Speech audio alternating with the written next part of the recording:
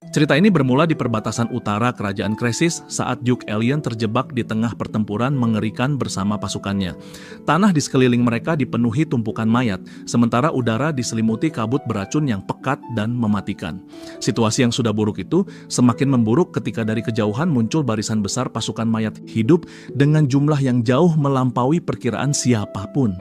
Di barisan terdepan berjalan seorang kesatria mayat hidup bernama Dullahan, sosok yang begitu kuat hingga 10 kesatria peringkat tinggi sekalipun tidak bisa menjamin kemenangan jika melawannya bersama-sama.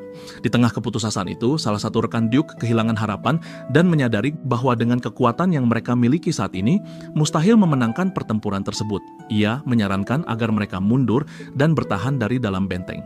Namun Duke Alien memahami kenyataan pahit bahwa tembok utara telah runtuh lebih dulu. Jika gerbang utama kota ikut jebol, maka kehancuran seluruh kerajaan tidak bisa dihindari. Dengan tekad yang bulat, Duke memutuskan untuk menghentikan musuh di tempat itu juga, berapapun pengorbanan yang harus dibayar. Saat keputusan itu terpatri di benaknya, tiba-tiba seorang pria tak dikenal melesat dengan kecepatan mencengangkan ke arah pasukan mayat hidup. Duke sempat bertanya-tanya siapa sosok nekat tersebut, hingga akhirnya ia menyadari bahwa pria itu adalah Euron Rox, bala bantuan yang dikirimkan Marquis Rox. Salah seorang prajurit mengenalinya dan menyebutkan bahwa Euron bertarung hanya dengan belati.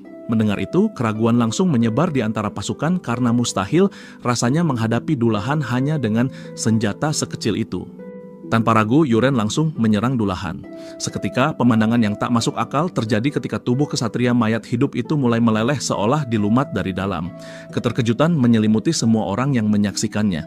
Euron kemudian beralih menyerang mayat hidup lainnya, dan setiap tebasan belatinya membuat tubuh-tubuh itu mencair dalam satu serangan. Pasukan Duke terpaku, tak mampu memahami bagaimana makhluk-makhluk mengerikan itu bisa dilenyapkan begitu mudah. Di tengah kekaguman dan ketakutan, seseorang bertanya-tanya, apakah Euron adalah seorang santo yang dikirim dari surga?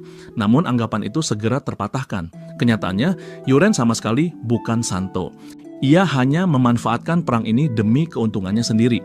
Di hadapannya muncul pesan-pesan sistem yang menunjukkan peningkatan pengalaman, naiknya level teknik Firebone Mountain, serta kemampuan racun yang mampu meluluhkan tubuh mayat hidup dari dalam. Teknik penyerapan racun juga aktif, menyerap semua racun yang masuk ke tubuhnya, sementara pengalaman klan Sichuan-Tang terus bertambah. Dalam hatinya, Euron bertekad untuk meraih apapun yang bermanfaat bagi tubuh dan kekuatannya. Cerita kemudian mundur 6 bulan sebelumnya, pada hari ketika Euron pertama kali membuka matanya. Ia terbangun di sebuah kamar mewah dan dipenuhi kebingungan, mencoba memahami di mana dirinya berada. Seorang wanita yang melihatnya terbangun segera memanggilnya sebagai tuan muda.